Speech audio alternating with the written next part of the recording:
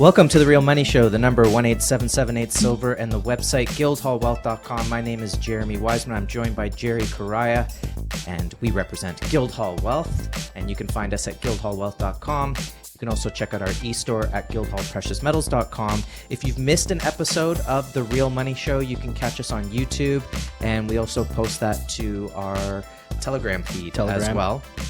So there's lots of places to find us, and of course the number 18778 Silver.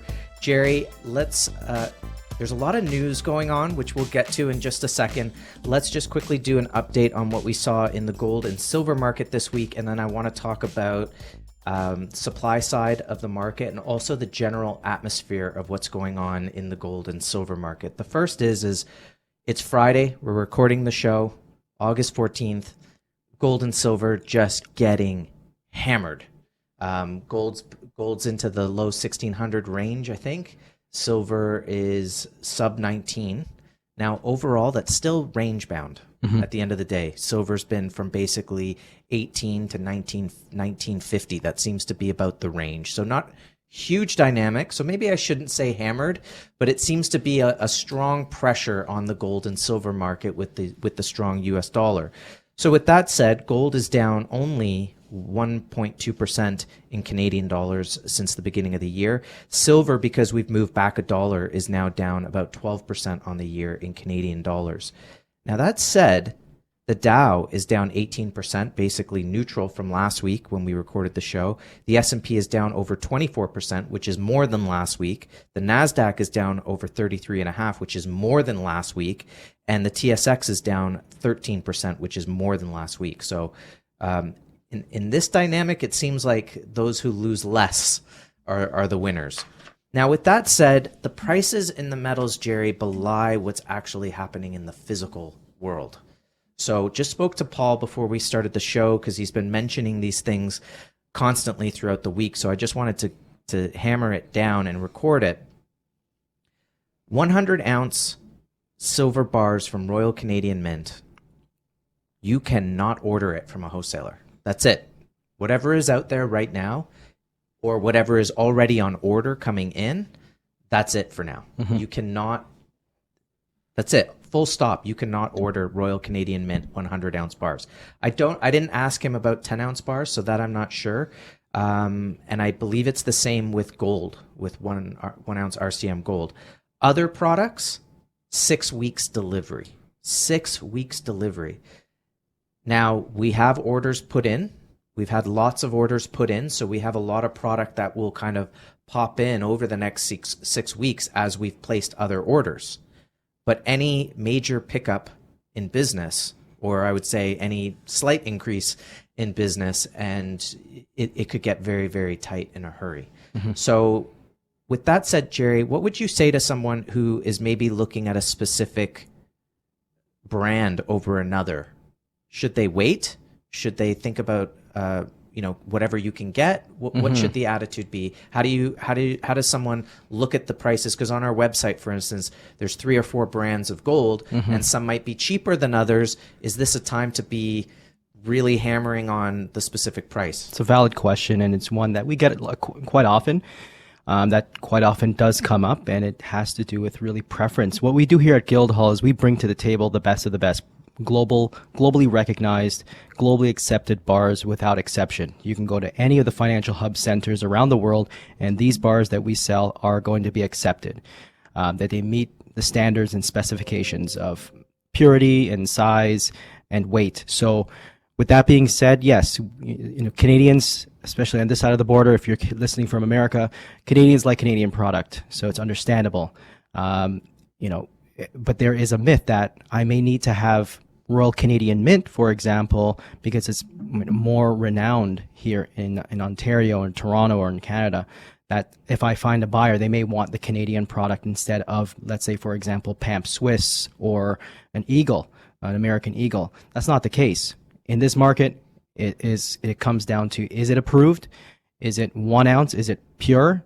And was it purchased from us? And then obviously you want to bring it back to Guildhall, and we'll accept it. It really comes down to liquidity and assure that this market is the most liquid asset, liquid form of trading that you can do. This is the point of precious metals today when there is a liquidity crisis growing around the world.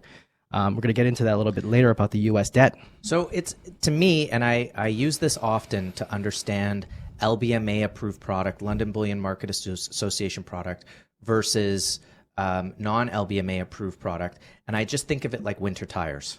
You go and you say, what do you have? I need winter tires. And of course, you've waited till November 20th to get them. And you're in the big rush with everybody else. And they say, I've got Bridgestone, Pirelli, and Smiths. No one's taking Smiths because no one's heard of them. Now, if the guy says the Pirelli are cheaper, you go, great, give me the Pirelli. Mm-hmm. So it's whatever's in stock and whatever I can get the cheapest. Yeah. You know, you can go with that as a general rule, and we'll try to accommodate that as much as we can. But definitely the supply side is extremely tight. And I just want to kind of bridge that concept of helping people understand how tight the physical market is with this note that came out. This was from Wall Street Silver. I know it's from someone that they follow on Twitter who's tracking the COMEX and LBMA silver, that in September they saw a record of the largest combined monthly withdrawal from the COMEX and LBMA silver vaults, coming in at almost 58.5 million ounces total combined withdrawals in 2022. Listen to this. I'm going to talk slowly.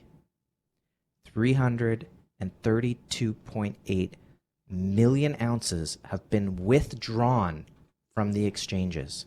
Now, Rafi Farber, in a video this week or last week, Jerry, said, I believe we're 10 weeks out from an all-new major low of having only 20 million ounces in the COMEX. Mm-hmm. So now that, and there's massive product being pulled out from institutions, from vaults. Yeah. Like, there's something going on. This is the number one story in precious metals. And as an investor, if someone is looking at the market, this should be your number one searched item, search term, drainage in the exchanges, the COMEX and the LBMA. You need to understand what's happening and why this trumps any price volatility, any spot price, derivative, paper price smashdown, as we might call it. It gives them an opportunity, them being the issuers of the futures contracts. It gives them the ability to potentially acquire some product that is needed for delivery, maybe from the ETFs. As we know, the futures contracts are highly levered. I think the ratio of leverage, I think it's around 10% margin. So you could imagine about all the ETFs that have been purchased over the past year have probably been leveraged. And we're seeing this type of, in the global markets. Greg Hemke actually came out with a good summary of what's happening, and he's a commenter of the TF Metals report. And if we look around overall, there's a lot going on behind the scenes in every physical commodity in the markets. If you look at oil demand should be falling in a recession, right? Or a global economic slowdown is what they like to call it. However, crude oil supply is also falling due to, in part, of course, by Biden's policy of selling strategic oil.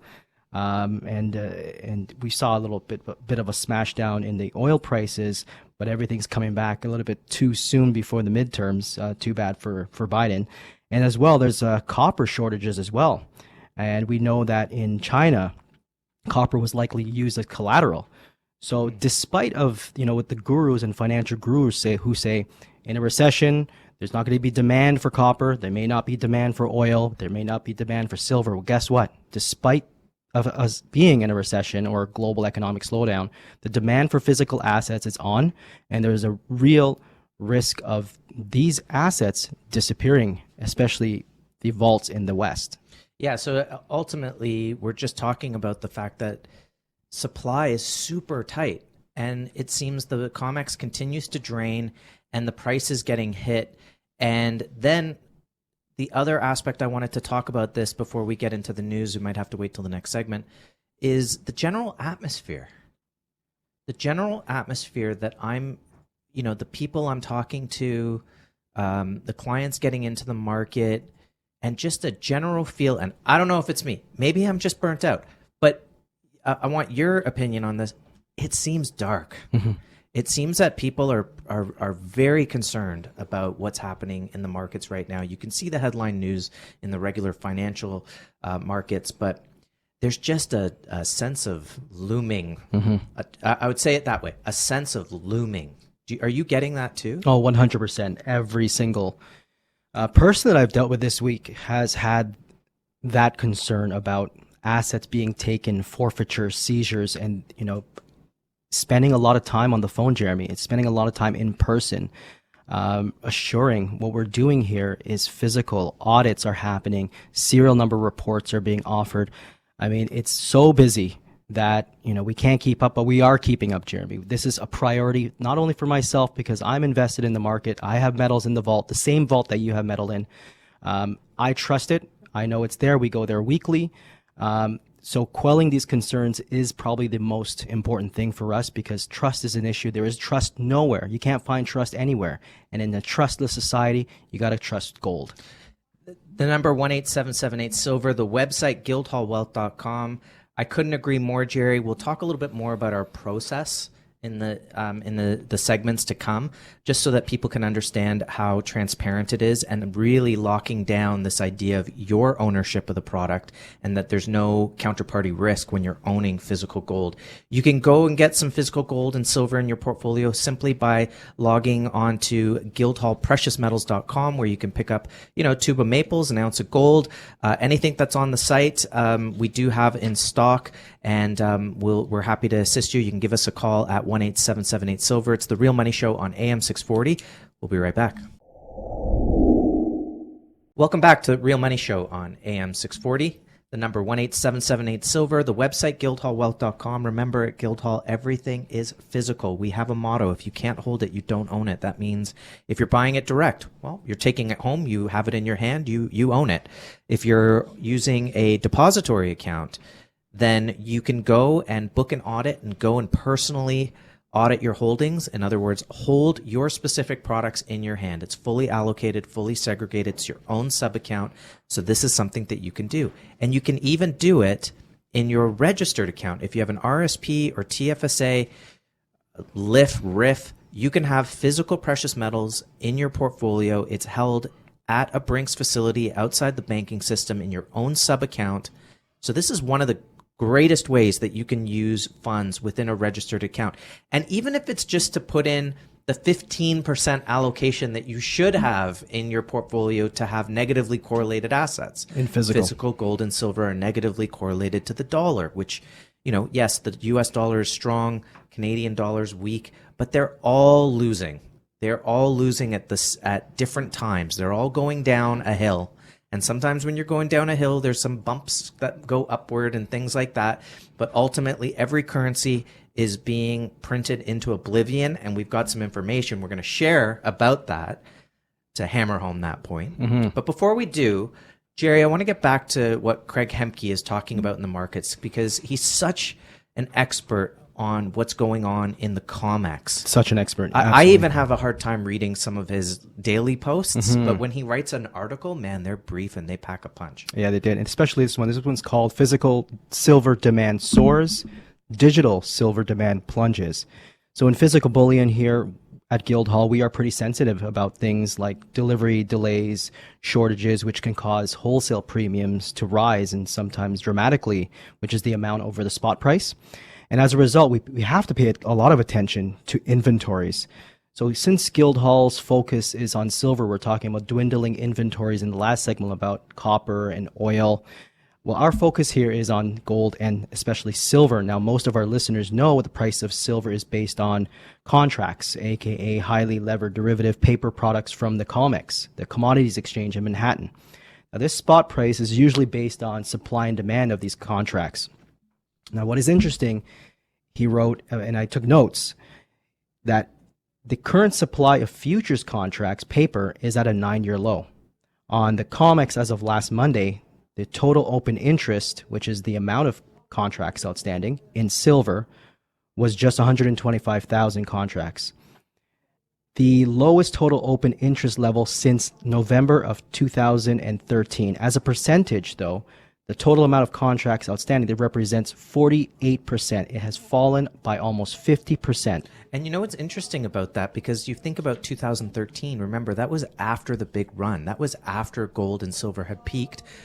People believed the narrative that Bernanke was espousing, that we've got through the financial crisis, interest rates will get back to a normal 6% soon, and we'll pay off that balance sheet. Yeah, right? exactly. So that was really the weakest time in gold and silver, right at that point. And yet we're talking about demand for physical just from the microcosms of our desk. Exactly. Is through the roof. It's more like 2010, 11 than it is at 2013. 100%. So interesting that you're saying that the paper market is at an all-time low next to the market, when you would think it would open interest would be massive. Mm-hmm, absolutely. No one wants the paper. The trust in the paper has diminished to nil. I gotta say this. I don't want to usurp your article here. In 2012 and 13, we saw that trend in a massive way. And once the Vault became IROC approved, Investment Industry Regulatory Organization of Canada, once it went, we got that approval, we started shopping around the RSP portfolio. And we talked to Questrade in 2014, maybe 15 about this.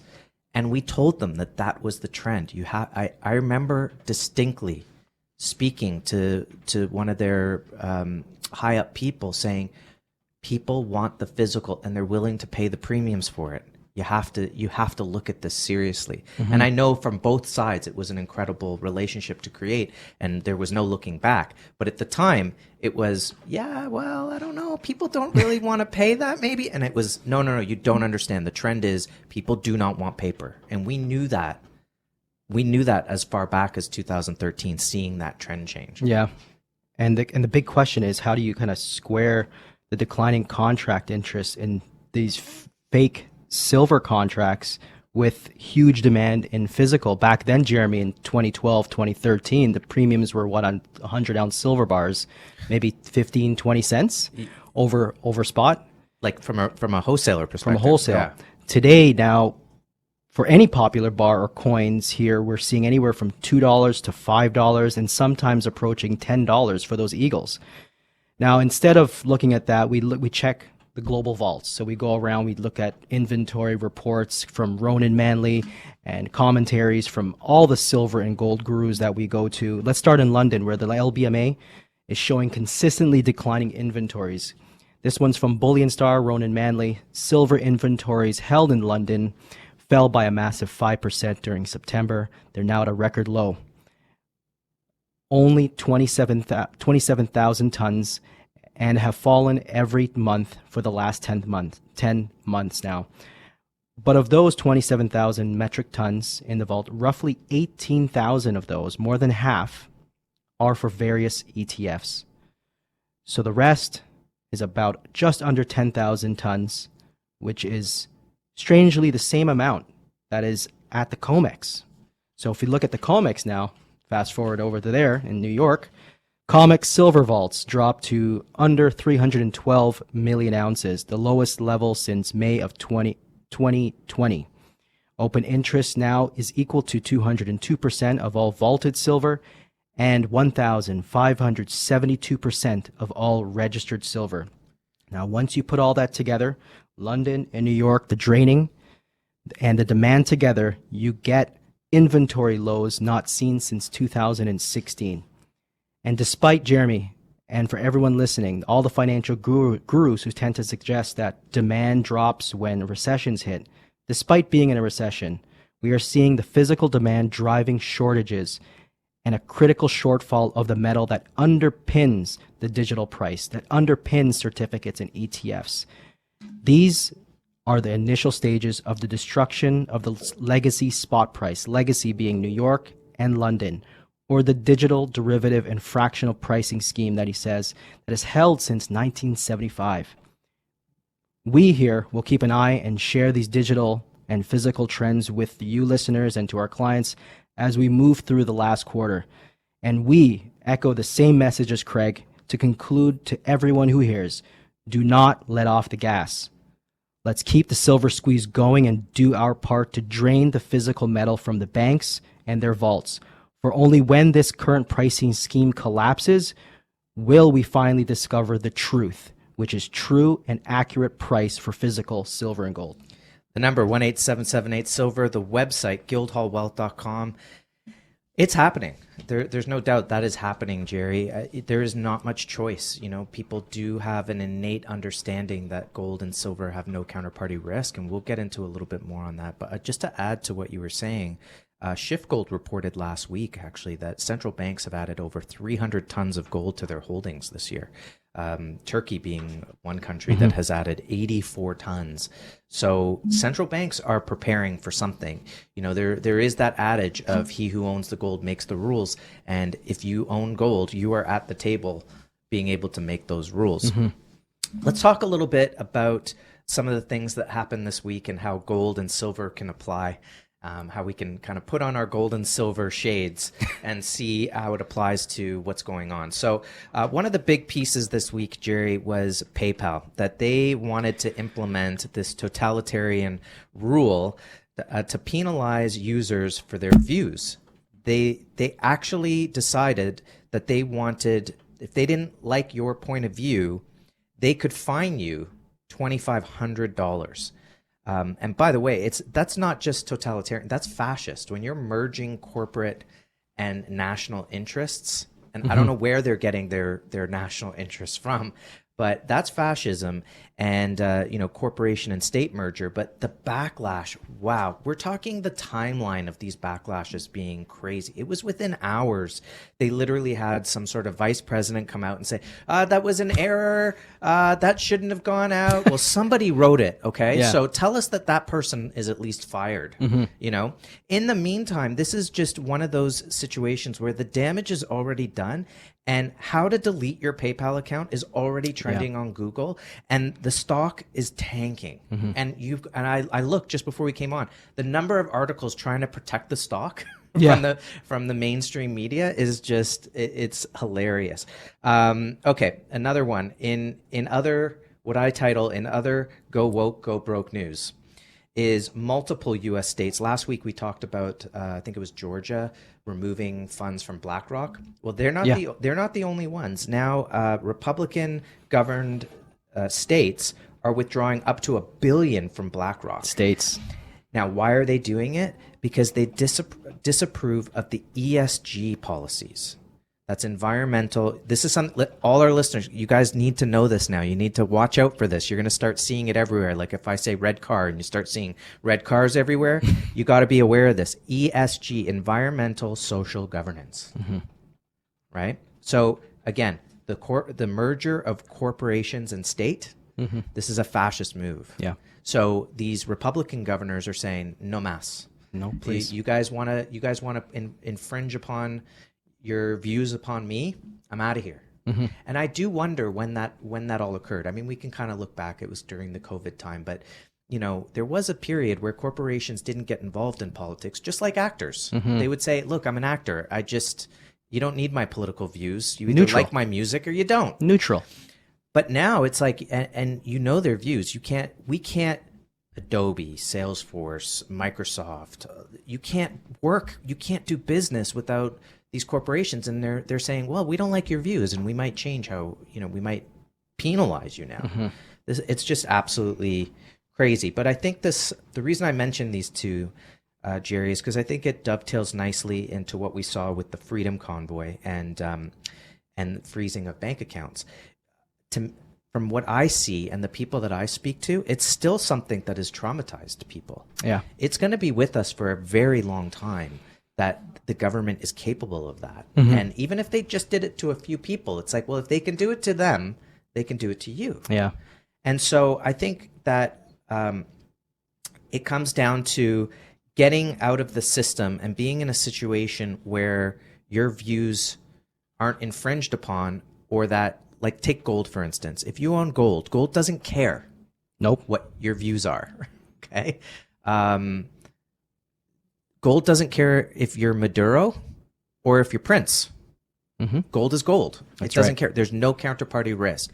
So I can definitely understand why many people would want to be moving assets into something like physical gold and silver that is maybe outside the financial system or outside the purview of someone attacking you, right? Whether they like your opinion or not. And it shouldn't matter anyway. Yeah. Right? So that's my little thing. In the next segment, Jerry, I want to talk about money being spent.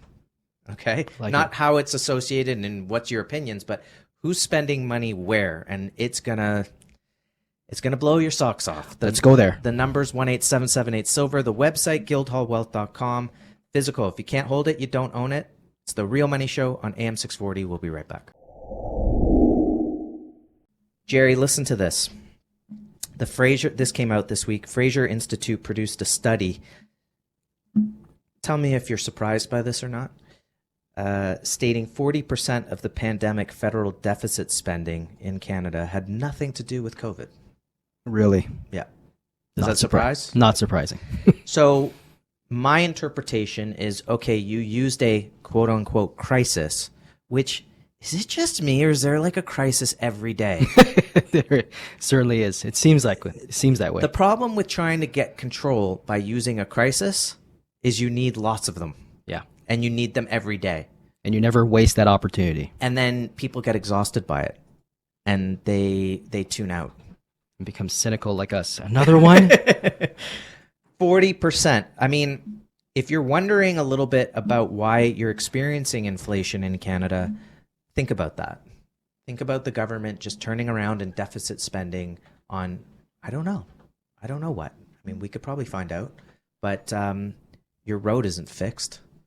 The healthcare system's not better. They didn't give us any more beds. No. They just complained the whole time that, you know what I mean? It's kind of like, what'd you do with it? Where'd it go? Where'd it go?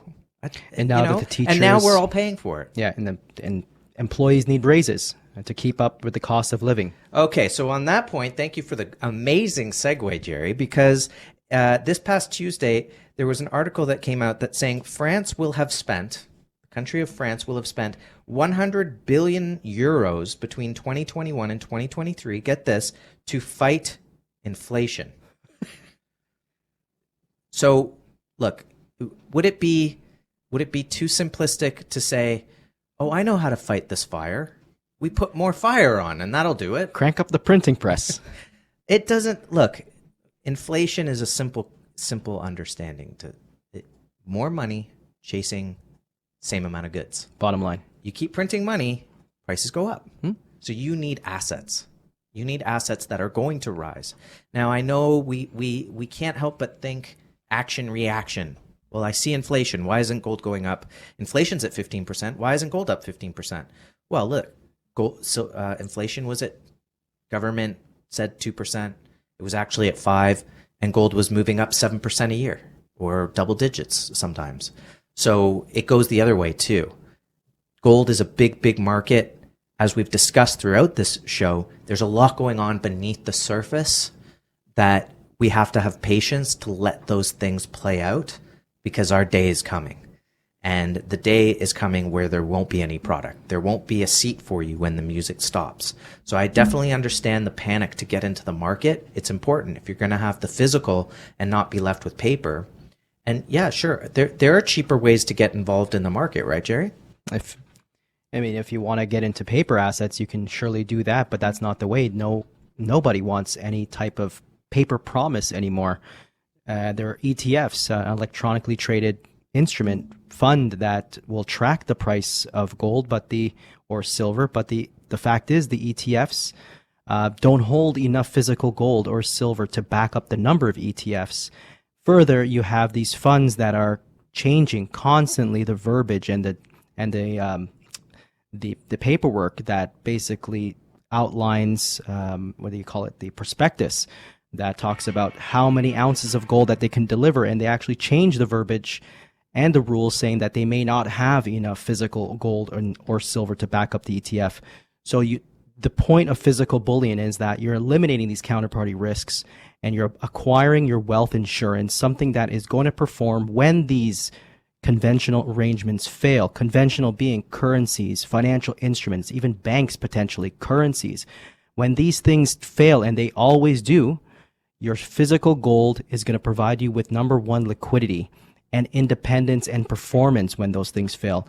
Yes, inflation is already out the bag, but it's not. This is just the beginning of inflation.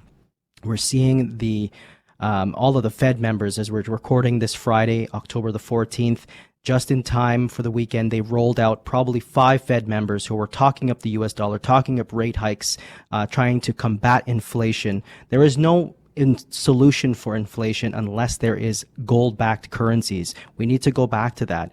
And having gold in the financial system reintroduced, and we're seeing this globally, we need to introduce ourselves to the idea of away from paper, something that is not finite, and get into something, acquire that asset that is scarce for yourself, for your families, for your portfolios.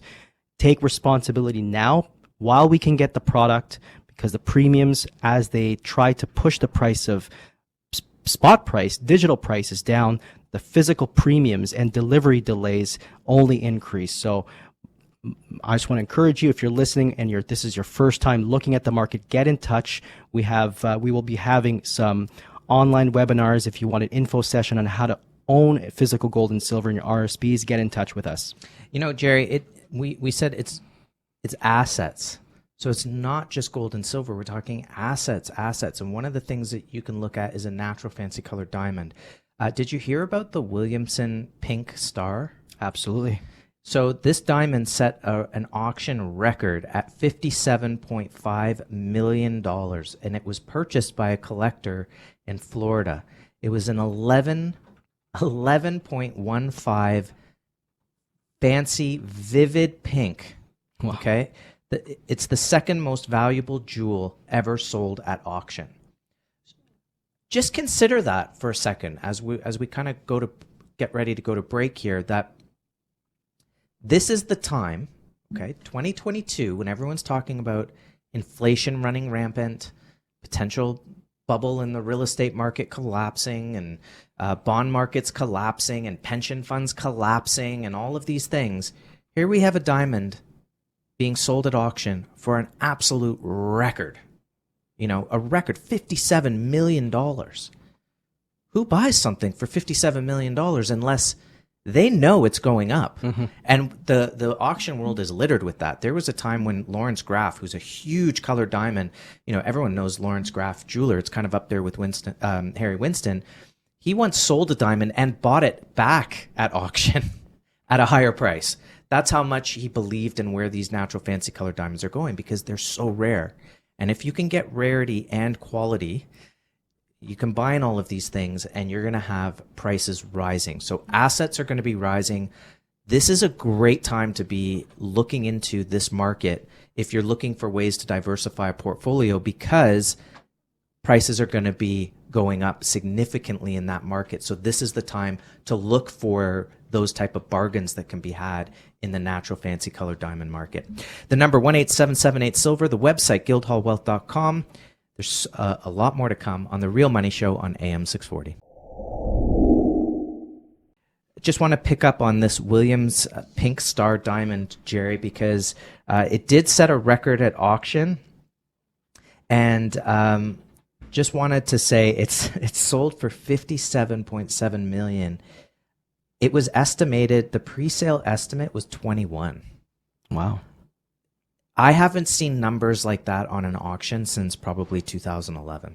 To more than double. And that goes back to what you were saying in some ways about the COMEX being as low as it is when we think about 2013. It's like there's something like everything is happening again.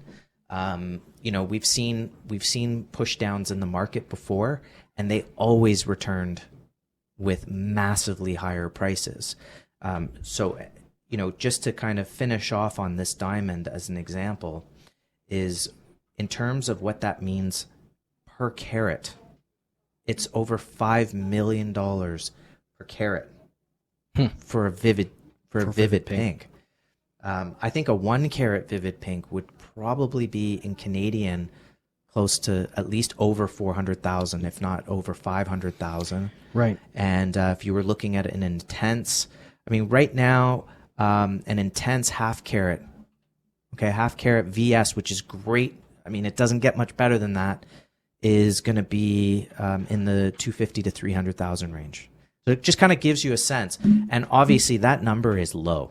That number at 250 to 300 should be much higher. It should already be at 400. Right. So it's just to give you a sense of the opportunities that can be had in the colored diamond market, and we can find more at a budget that's a little more affordable as well. So I'm excited about the diamond market. I think that some really great things are going to be happening. I think that there's another big diamond auction coming up soon as well. So we'll tell you about that when that comes, and it's another pink. So huge opportunities, and not just opportunities, Jeremy. These are solutions as well. When you are witnessing inflation and paper assets, this is not only just concentrating your wealth with a stone.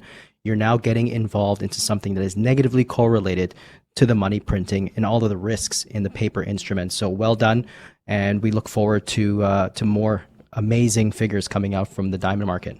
So, Jerry, when we're looking at physical precious metals, especially when the market's pulling back, and, I'm not too worried about this particular little pullback. It's not a big deal for us. But when we do, we always want to review the fundamentals. And throughout the show today, we've talked about two of them specifically, which is inflation. If you're going to keep printing money, then costs of everything are going to go up. So let's not be surprised by what's happening right now. Although the trajectory, by the way, the trajectory of the Fed's interest rates, I saw a chart today, steepest trajectory of interest rate increases ever. Supply demand. We've talked about supply demand. We talked about the fact that supplies in the retail market are getting very, very tight. We're starting to see those extensions. We're not far off from no product at all. And we've talked about the supply side on the comics, that the drawdown of inventories continues. And the demand is obviously continuing as well. That belies the price. You'd think, oh, well, if the price is low, no one's buying. That is not the truth. People are buying. How do you know? Because we've talked about the central banks and how much they're accumulating. Right. We didn't get into geopolitics, but anybody can look around and see what's going on. The policies of shooting themselves in the foot against Russia, everyone's going to freeze, and all of the implications of that. And that's just one geopolitical factor. What about the geopolitical factor of a bank going under or a pension fund going under, and the kind of contagion that could happen? Right. By the way, this was the contagion that Bernanke couldn't find, right, with the subprime mortgage, and then he just got the Nobel Prize for economics for a guy who couldn't see contagion in the subprime. I mean, I guess maybe one of the qualifications for receiving this wonderful accolade is being a good liar, or being dumb enough to not notice things. And it's not how you prevent a crisis; it's how you respond to the crisis. Kicking the can down the road. Yeah, and maybe what it is because he only added $3 trillion to the Fed's balance sheet, which makes it look very angelic next to what Jerome Powell has done since COVID. Maybe that's why they gave it to him. Possibly. I digress. Who knows? Look, we haven't talked about the greatest wealth transfer on earth with money moving into gold and silver. How do you see that playing out? Well, we are seeing this market very, very similar to the 70s and 80s, the stagflationary period where we had gold, max from 250 up to around 1600 very quickly. That's an eightfold move. Silver went up. That was from basically 2000 to today. That's right. Sorry, 2000 to today, eightfold, 8 times, and the setup is very similar to that. Where we have the same geopolitical, the same monetary uncertainties, inflation, and you name it. And look at silver at the same time. Silver went up during that time about 11-fold. So the setup is very similar, and we have to remember that silver specifically has a peak every 3.5 years. The last peak was 2020, so we're entering into 2023. We should expect to see another peak, another spike up in the silver market, and we all feel it. Silver is that coiled spring. Silver is that Achilles heel for the paper derivatives market. So where do you think prices could go? I mean, an 8-fold increase would take us to where? Well, an 8-fold increase from where we are today at 1,600 gold, we're looking at about $12,000, $13,000 gold price. And if that thrust up, that will cause silver to get very excited, because once gold breaks out, silver goes parabolic. And let's say we revisit a silver to gold ratio of 16-1. Today, it's roughly 89-1. And if we go back to the norm of 16-1, that will put silver at a fantastic rate of 800 per ounce.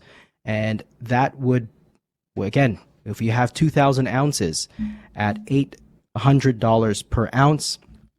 Yeah, you know, as you're getting that number, I mean, even if we were half right and it only goes to 35-1 ratio, you're still looking in the multiple hundreds of dollars for an asset, and that solves a lot of problems. This is one of the problems of owning a house. You want to buy a house, you buy 2,000 ounces of silver, and you can buy yourself a house. This is very cyclical. Jeff Clark talks about it a lot with gold and silver, being able to buy a house, and this is what you want. You want to be able to provide for your family, own a home, and become independent, having this house paid for mortgage free. And all you have to do is not put everything into gold and silver. That's not what we're saying. We're not advisors. Speak to your advisor, speak to those you trust. But having something in this market and protecting yourself in some ways and hedging in some ways could be incredibly fruitful. At the end of the day, look, it's a cheap asset. Look at the cost benefit. It's not overvalued. Many would say it's oversold. That makes it cheap right now. So look for cheap assets, value assets. We've had many gold predictions over the years, 7,500, 10,000, 20,000. It could be, the sky's the limit if inflation really gets out of control. But you have to have it. You got to have it. You got to get into the market. So give us a call, 1-877-8-SILVER, the website, guildhallwealth.com. Jerry, I think we did it. I think we covered a lot of ground today. And if you missed it and you missed a part of the show, then go to YouTube and download it and listen to it and show it to your friends. And subscribe. Why not? Again, the number, 1-877-8-SILVER, the website, guildhallwealth.com. Thank you so much for joining us, spending the last hour with us. We really appreciate it. We appreciate all our new clients as well. We look forward to speaking with you here on The Real Money Show next week. It's on AM 640, and we look forward to speaking with you next week.